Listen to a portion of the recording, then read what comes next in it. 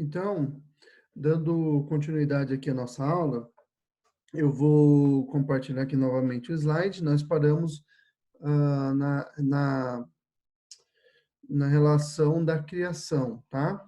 Compartilhando aqui. Beleza? Foi aqui que nós paramos na nossa primeira parte da aula, tá? Então, vamos aqui, deixa eu colocar isso aqui em forma de apresentação. Lá, assim que ele obedecer, tá bom? A gente coloca no modo apresentação.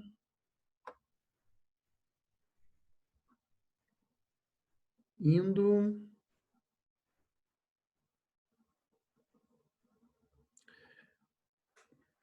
Não foi. Aí, legal. Beleza, então.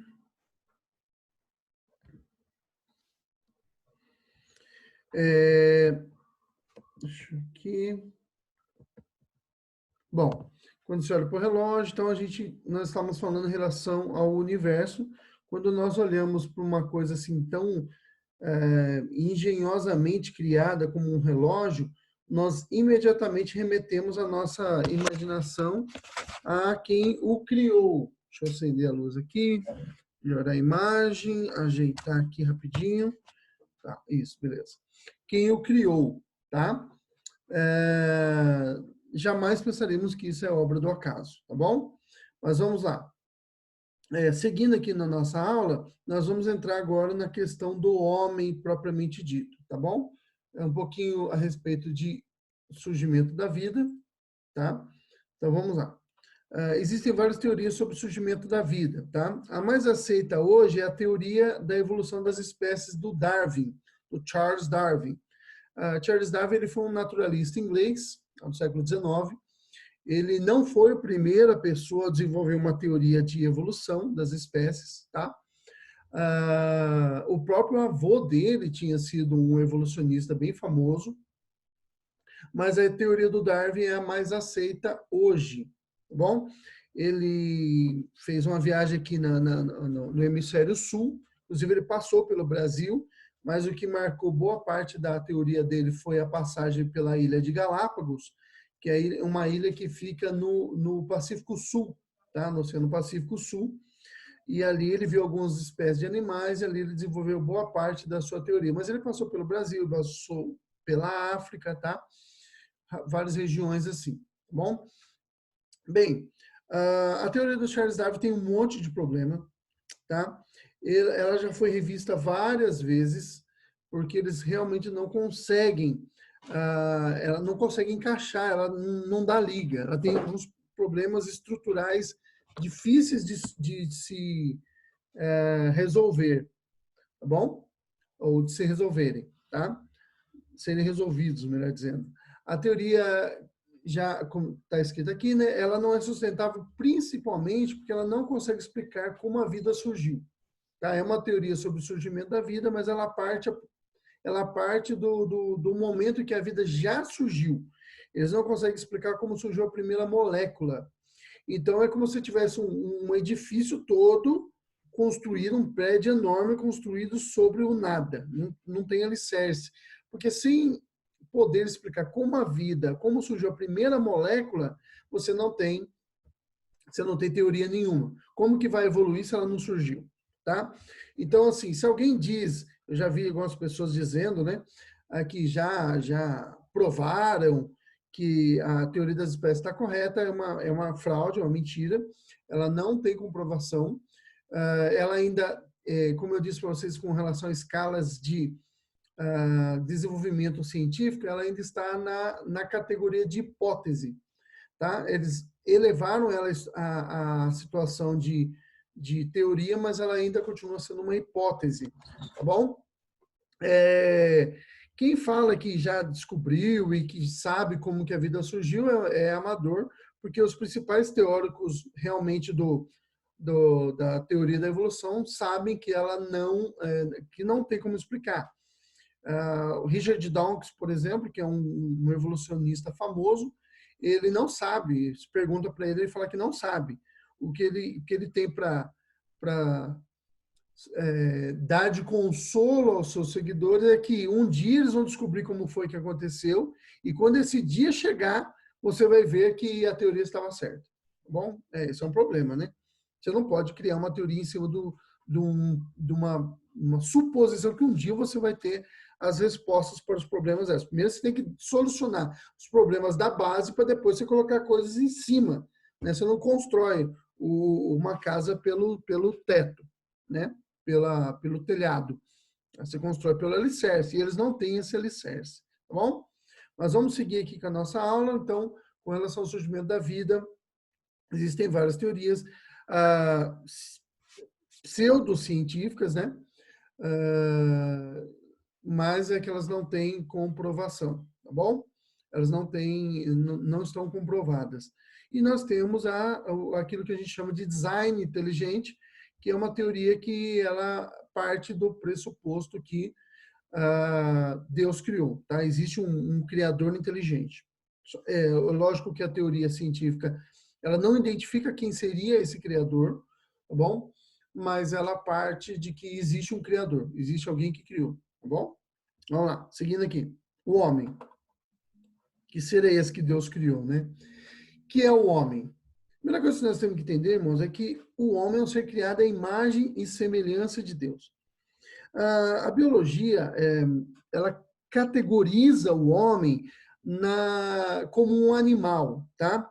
Talvez seja o limite que a biologia consegue dar para o homem, ela não consegue categorizá-lo de outra forma, então ela categoriza pela forma mais próxima, que seria de animal. Mas se nós fôssemos olhar do ponto de vista teológico, o homem não é um animal, tá? Não é um animal, ele é um ser diferente, totalmente diferente de outro. Quer dizer que a categoria biológica está errada? Eu não diria isso. Eu diria que a biologia ela categoriza da forma que ela acha melhor.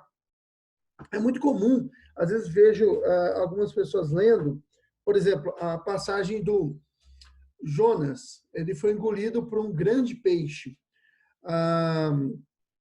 E aí algumas pessoas falam, algumas versões, se eu não me engano, na Septuaginta foi traduzido por baleia, tá bom? E aí algumas pessoas falam, olha, mas baleia não é um peixe e tal.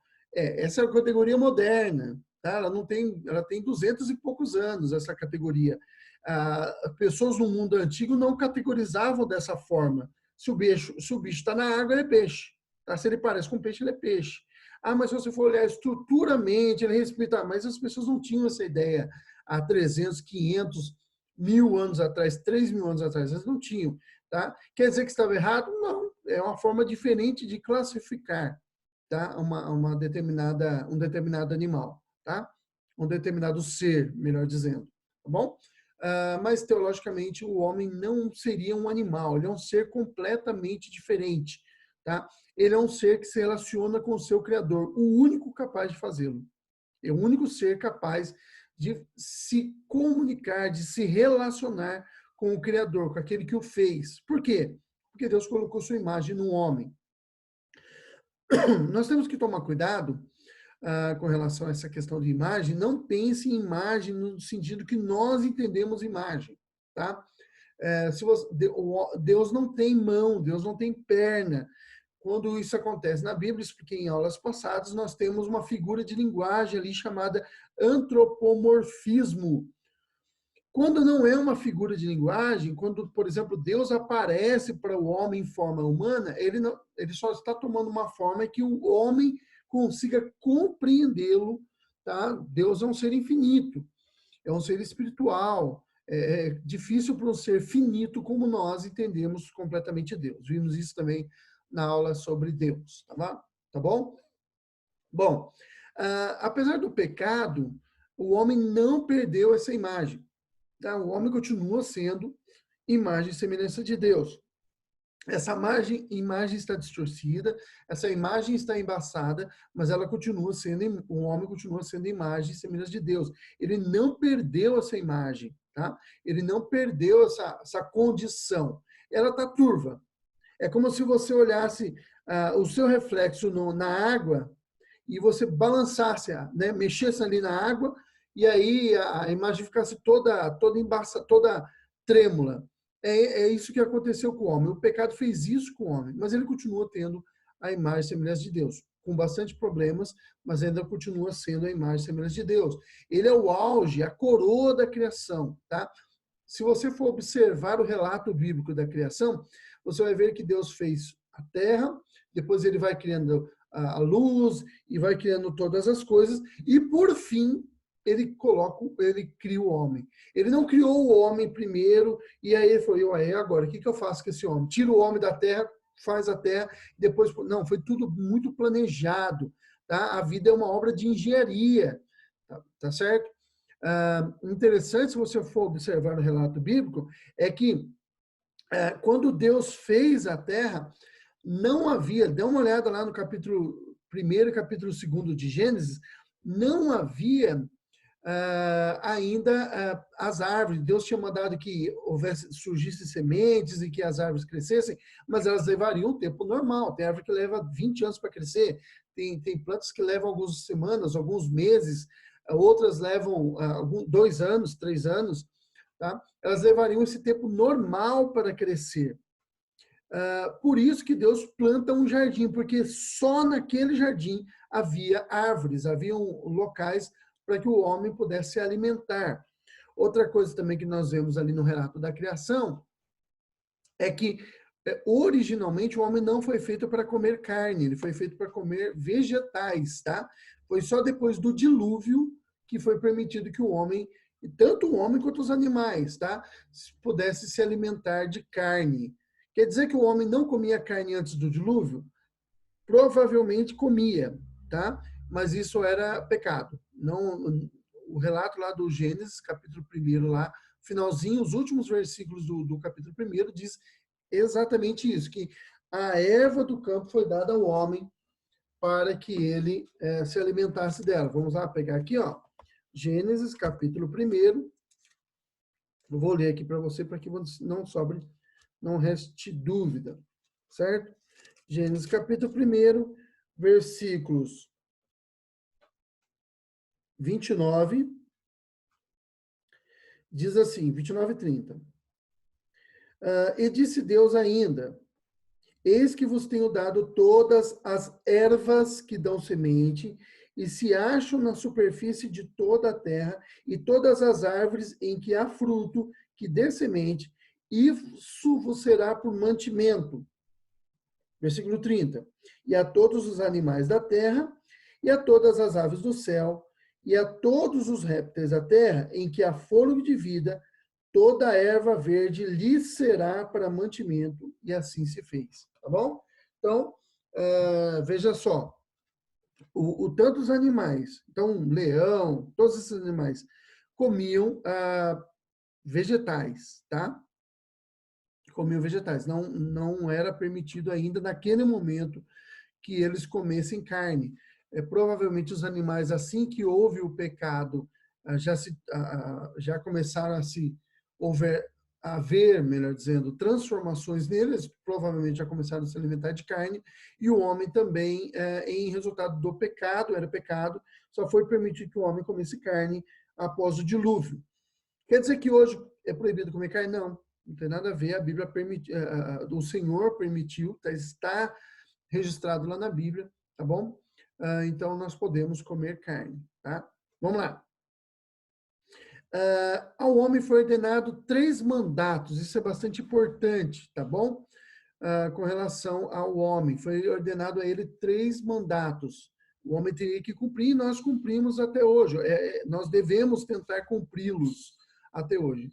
O primeiro de todos é o mandato espiritual. Eu coloquei por ordem de importância e não por ordem de que eles aparecem na Bíblia, tá bom? O primeiro mandato é o mandato espiritual, ou seja, o homem deve se relacionar com o seu Criador, com Deus, tá certo? Quando que nós vemos isso?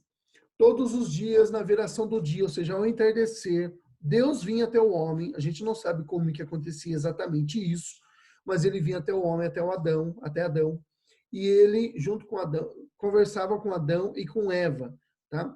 Todos os dias. Então, esse era o cumprimento do mandato espiritual. Era um mandato vertical, tá? Terra, céu, céu, terra, tá bom? O segundo mandato é o mandato social, tá? Então, o homem ele deveria se relacionar com a sua família, com os outros homens. Ou seja, se o primeiro mandato, o mandato espiritual, é um mandato de relacionamento entre o ser divino, Deus, né, o único Deus, com o homem, o mandato social é um mandato horizontal no sentido que o homem se relaciona com a sua mesma espécie. Como que ele faz isso? Constituindo família, constituindo amizade, formando, estendendo essa família num clã, depois formando vilas, formando vilarejos, formando tribos, formando cidades, formando estados, países, tá certo? Então esse é um relacionamento do mandato social. O homem tem que se relacionar com sua própria espécie, tá certo? O outro mandato que foi dado ao homem é o de relacionar-se com o restante da criação. Lembra, olha só, vamos voltar um pouquinho aqui no mandato social. É dito ao homem, olha, sejam fecundos, né, multiplicai-vos, enchei a terra, sujeitai-a. Olha só, aí já estamos entrando no mandato cultural. Sujeite a terra, domine sobre os animais, domine sobre a terra. Então, era mandado ao homem dominar sobre o restante da criação. Esse é o mandato cultural. É como o homem se relaciona com o restante da criação. Tá? Não só os animais, como os vegetais, como os minerais. Então, é como o homem domina completamente isso. Todos esses mandatos foram prejudicados por causa do pecado. Tá? Hoje o homem não consegue se relacionar bem com o próprio ser humano, ele tem dificuldades. Nós vemos guerra, violência, até mesmo depois do pecado de Adão, foi ordenado, foi dito, né, como uma das condenações de Eva, que o homem a dominaria. O homem antes não dominava a mulher, tá certo? E ele passou a dominá-la, sujeitá-la, tá? Ela teria foi dito para a mulher o seguinte: olha, sua vontade será para com seu marido e ele a dominará, tá? Então, foi prejudicado o mandato social, tá? O mandato cultural, nós temos grandes dificuldades assim, né, com os animais, nós não dominamos eles completamente, nós temos condições de dominar, nós podemos dominar nosso meio ambiente, mas nós temos vários problemas, terremotos, maremotos, enfim, nós estamos vendo aí essa questão da pandemia do Covid-19, nós temos um problema com o restante da criação. Mas nós conseguimos ainda, de certo modo, dominá-la, tá? Com dificuldades, mas dominamos.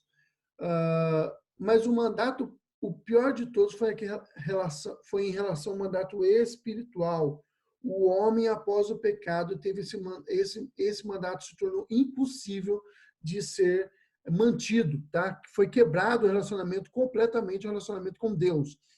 Foi necessário que Deus viesse até o homem para que pudesse restabelecer esse contato, esse relacionamento. O homem não consegue por si só, tá? Foi rompido, aí foi quebrado.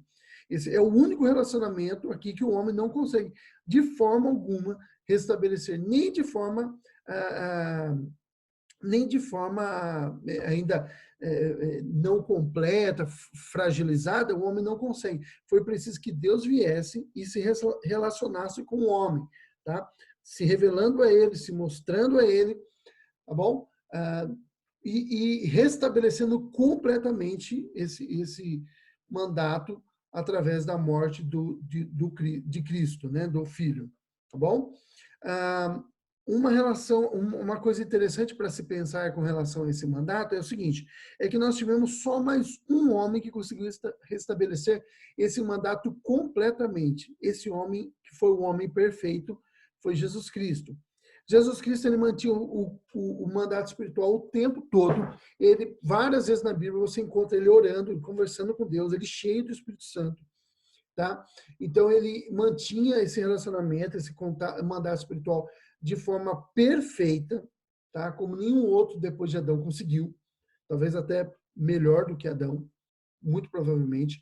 Ele mantinha ele manteve firme aí, ele cumpriu o mandato social. Embora Jesus não tenha estabelecido uma família nos modos normais, ele não teve filhos, ele não se casou, Jesus, ele com a sua morte, ele constituiu para Deus filhos e filhas de todos os povos, todas as línguas, todas as nações. Nós somos uma grande família da fé, nós somos irmãos em Cristo. Então, ele conseguiu promover agora novamente um mandato social de forma plena. Ele conseguiu cumprir, melhor dizendo, a palavra que eu estava buscando, cumprir o mandato social de forma plena, completa, tá certo? E o mandato cultural, irmãos, ninguém mais como Jesus conseguiu cumprir esse mandato cultural. Ele mandava ao vento, aquieta-se, e o vento se aquietava. Ele mandava ao mar, olha, quem falou para você, quem falou que você podia se agitar? E o mar se acalmava. Ele mandava se acalmar e o mar se acalmava. Ele chegava numa pessoa doente e ele mandava a doença ir embora, a doença ia, tá? Ele pegava uma pessoa que tinha morrido e ele restabelecia a vida. Jesus, ele cumpriu os 3 mandatos de forma plena, perfeita. Somente ele conseguiu fazer isso, tá? E através dele nós conseguimos cumprir, ainda de forma capenga, mas conseguimos cumprir os 3 mandatos, tá bom? Mas esses 3 mandatos, eles estão de acordo com relação à imagem e semelhança de Deus, tá certo? Vamos lá. A imagem de Deus no homem. Como que se enxerga isso, essa imagem de Deus no homem? Irmãos, a imagem de Deus no homem é aquilo que o homem é aquilo que nós somos, tá certo? Nós somos a imagem de Deus, é isso que somos, é a nossa identidade mais profunda, mais intrínseca, aquilo que mais é próprio do homem, é a sua imagem e semelhança com Deus, tá? Essa imagem ela pode ser dividida em 2 tipos, tá? A imagem estrutural. Como que a gente percebe essa imagem estrutural? Através da racionalidade, da efetividade. O homem raciocina, ele consegue fazer elucubrações, ele consegue raciocinar, ele consegue resolver problemas. Da afetividade, nós amamos. Deus é amor, mas nós amamos também. Nós sentimos raiva, às vezes, nós sentimos pena, nós sentimos compaixão, tá? São coisas que o homem consegue, são aspectos da imagem estrutural de Deus no homem. Nós temos responsabilidade, nós sentimos responsabilidade, nós temos moralidade, ela é capenga, todas essas aí são capengas no homem. Nós vimos isso na nossa aula sobre Deus, quando nós vimos a questão dos atributos comunicáveis de Deus. É mais ou menos isso daí, tá? Nós temos um senso de moralidade. Ele está deturpado, ele está com problemas, mas nós temos um senso. E toda a sociedade humana tem esse senso, tá? Eles podem ser diferentes em algumas sociedades ou outra, pode ter alguns aspectos diferentes numa sociedade, em algumas sociedades, né? Mas eles existem. Tá? Então, esse senso de moralidade é algo que faz parte da nossa estrutura, da imagem estrutural de Deus em nós.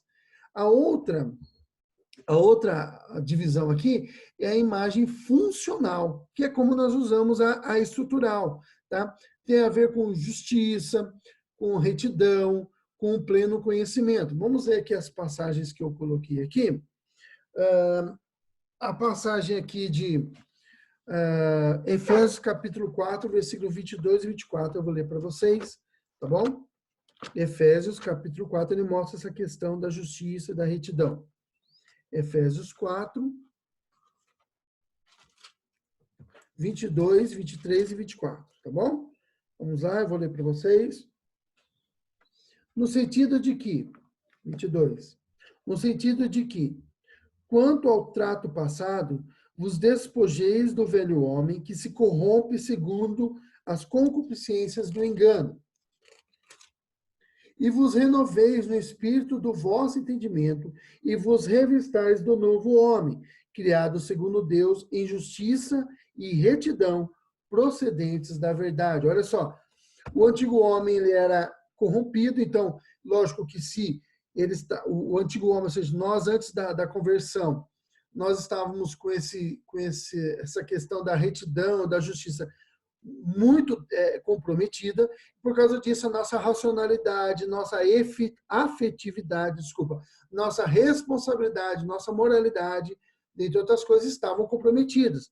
Agora que nós somos salvos, nós somos redimidos, nós nascemos novamente, nós somos o novo homem, como a Bíblia fala, agora essa questão da nossa retidão, nossa justiça foi conformada à imagem de Cristo.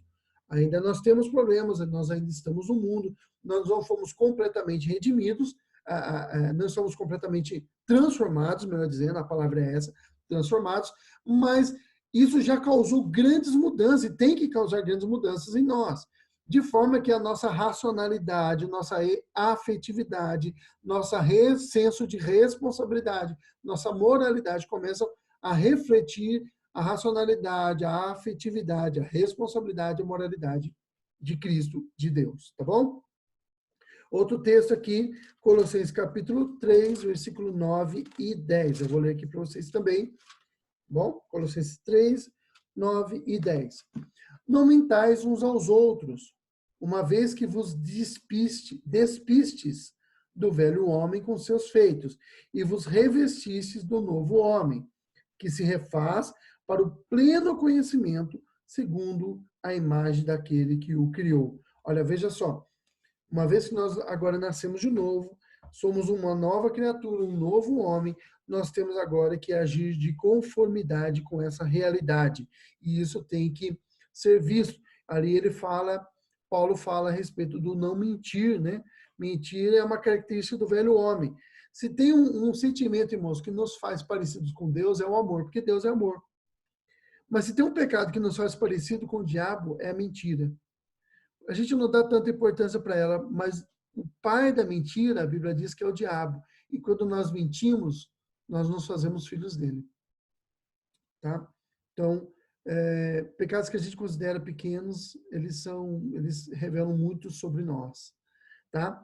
Vamos lá, seguindo aqui com a nossa aula, constituição do homem, tá? Essa questão, eu queria que vocês prestassem bastante atenção nela, ela não é muito fácil de compreender, tá? Mas vamos tentar aqui. Existem basicamente duas visões do homem, tá bom? Na verdade, eu vou apresentar uma terceira, que é uma melhoria dessa primeira que eu estou mostrando aqui, tá? Então, vamos lá. Constituição do homem. Existem alguns teólogos e alguns cristãos que eles entendem que o homem é formado somente de duas partes, tá? Que é corpo e alma. Tá bom? Então, você tem uma parte material, que é o corpo, e uma parte imaterial, que é a alma. Tá? Os dois unidos são o homem. Tá? Eu já estou chegando na última parte. E existe uma outra visão, que é a visão tricotomista, ou tricotomia, que ela acredita que o homem é formado de corpo, alma e espírito, ou seja, seriam três partes. Uma parte material, que é o corpo, e duas partes imateriais, que seriam o espírito e a alma, ou a alma e o espírito, tanto faz. Tá? Bom, com relação ao fato do homem ser formado somente por uma parte espiritual, a dicotomia, nós temos todos esses textos aqui. Na verdade, nós temos até mais. Tá? E eles vão mostrar que, na verdade, a Bíblia, quando trata de alma e espírito, ela está tratando da mesma coisa. Ela sempre trata a alma e o espírito como sinônimos, tá bom? Mas por que às vezes aparece lá corpo, alma e espírito? É porque a Bíblia, ela utiliza, é muito comum, no hebraico principalmente, o hebraico é um idioma muito pobre, tá? Ele não tem muitas palavras, como o português tem, por exemplo, como o grego tem, tá? Então, é muito comum, quando o hebreu, ele quer no hebraico, no idioma hebraico, quando você quer enfatizar alguma coisa, você repete. Então, corpo, todo mundo entende que é corpo. Alma e espírito está usando duas palavras diferentes para enfatizar que é a parte imaterial, tá bom? Do homem. Então, é muito comum. Veja só, você consegue encontrar isso quando Jesus, no Novo Testamento, ele faz várias vezes isso, quando ele fala assim, ó, em verdade vos digo. Bom, mas o Novo Testamento foi escrito em grego. O grego tem condições de dar ênfase sem precisar utilizar esse meio de repetição. Mas lembre-se, irmãos, o Novo Testamento foi escrito em grego, mas Jesus não falava grego. Jesus falava aramaico. Então, o aramaico é um idioma muito parecido com o hebraico, muito próximo os dois. Eles também têm o aramaico também tem essa dificuldade aí de ter poucas palavras. Então, Jesus, quando ele queria enfatizar alguma coisa, ele fala, na verdade, quer dizer, o que ele está dizendo ali, olha, presta atenção, o que eu vou dizer é muito importante, tá? E aí, você presta atenção, porque Jesus está falando é algo importante. Então, o hebraico, ele tem essa característica de repetição das palavras. Mas aí, se você for lendo, você vai ver que é atribuído em outros textos coisas que ele atribui à alma, depois ele atribui ao espírito. Tá? Então, nós temos essa ideia de que a Bíblia passa essa ideia que realmente o homem é feito somente de uma parte material e uma parte imaterial. Tá? Bom, nós vamos dar uma olhada aqui na tricotomia. Eu quero ler o texto aqui para vocês de Hebreus capítulo 4, versículo 12, tá? Que fala, que dá a ideia de que o homem é feito de corpo, alma e espírito. Fala lá a respeito do corpo, alma e espírito. Vamos ler aqui Hebreus capítulo 4, versículo 12. Aos Hebreus capítulo 4, versículo 12, eu vou ler para vocês aqui e vou explicar esse aqui, e aí eu vou dar continuidade que a gente tem que correr com a nossa aula aqui, tá bom? Porque a palavra de Deus é viva e eficaz e mais cortante do que qualquer espada de dois gumes e penetra até o ponto de dividir alma e espírito, juntas e medulas, e é apta para discernir os pensamentos e o propósito do coração. Bom, aqui dá a impressão de que tem como dividir a alma e o espírito. Mas veja, irmãos, fazer uma exegese correta, ou seja, uma interpretação correta desse texto, primeira coisa que nós temos que pensar é o seguinte, a espada é uma arma para cortar, como uma faca, corta um pão, ou ela é uma arma para penetrar. Até a ideia de dois gumes ali, o gume é aquelas dois lados da espada. E a ideia que o texto quer mostrar ali é que ela perfura. E ela perfura até chegar ao ponto até chegar ao espírito, até chegar à alma, até chegar onde nenhuma outra arma pode chegar, até chegar ao âmago do homem, ao coração do homem, ao centro da existência do homem. Então é isso que o texto quer mostrar ali, não que existe uma divisão de alma e espírito, e sim que ela chega a atravessar o homem até o ponto de chegar na alma dele, tá? Até o seu ponto mais central, ao seu ponto mais profundo, na região mais profunda do homem, tá? Que é a sua alma, tá? Ou o seu espírito, tá certo? Então, assim, uma interpretação mais correta, uma análise mais correta da Bíblia vai mostrar para nós que, na verdade, não tem alma e espírito não são duas coisas separadas, é sinônimo para a mesma coisa, tá bom? Bem, mas aí eu disse para vocês que eu daria uma terceira visão aqui, que na verdade é uma melhor visão da dicotomia. Essa ideia de dicotomia, tricotomia, ela tem muito a ver com Platão, tá? Que tinha aquela ideia do mundo material e um mundo espiritual que estaria, o mundo das ideias que estaria acima, que seria um mundo melhor, um mundo ideal, tá? E no mundo da matéria, o mundo imperfeito. Dá essa visão que existem, né? A alma é um negócio superior e o corpo é uma coisa inferior. Irmãos, não é assim que a Bíblia ensina. Na verdade, o homem, ele não é alma só, não é espírito, não é um ser espiritual só. A carne não é uma coisa ruim, tá? O homem foi feito, o ser humano, ele é a união tanto da alma quanto do corpo. Tanto é que quando alguém morre, nós dizemos, olha, ali está o corpo do fulano, o corpo de Beltrano. Por quê? Porque o indivíduo não está mais ali. Quando nós vamos em enterro, se você já deve ter ido em algum enterro, no velório, e às vezes eu vejo ali a pessoa falando com o morto, conversando alguma coisa, comentando. A gente, lógico, não fala nada, porque Nós sabemos que ali é um momento de dor, é um momento de que a pessoa, ela precisa disso, mas a pessoa, né, o indivíduo, o corpo ali, ele não é um indivíduo morto. O morto não está ali, é só ter o corpo ali. Tá? O indivíduo só estaria ali se tivesse a união da alma e do corpo. Tá certo? Os dois juntos formam o indivíduo. Separados, eles não são mais nada. Não é mais o indivíduo. Tá bom? Ele não está ali. A Bíblia fala que quando o indivíduo morre, a alma volta, o espírito volta para Deus que o deu, tá certo? E aí dali ele vai seguir o seu juízo, mas no dia, veja só, no dia que Cristo vier, no dia do juízo final, ou momentos antecedentes ao juízo final, todos ressuscitarão. Tá? Quando Cristo vier sobre as nuvens com poder e grande glória, ele virá arrebatar a sua igreja, ele vai ressuscitar, porque algumas pessoas têm a ideia de que as almas vão ficar no novo céu, na nova terra, no céu, né? Só as almas que vão. Não, irmãos. Todos seremos ressuscitados. Todos. E aqueles que forem condenados serão ressuscitados também e lançados, corpo e alma, na perdição, no inferno. Tá? E aqueles que são de Cristo, aqueles que são os eleitos de Deus, eles serão ressuscitados também, e eles estarão corpo e alma em novos céus e nova terra, onde habita a justiça. Tá? Então, a visão mais correta seria de que o homem tem uma parte material, uma parte imaterial, mas o homem é a união das duas partes, tá certo? É essa fusão dessas duas partes dele aí, tá? Então, até alguns chamam isso, dessa união, de união hipostática, tá? Do corpo e da alma. Isso forma o homem, tá bom? Bom, chegamos ao fim dessa nossa aula.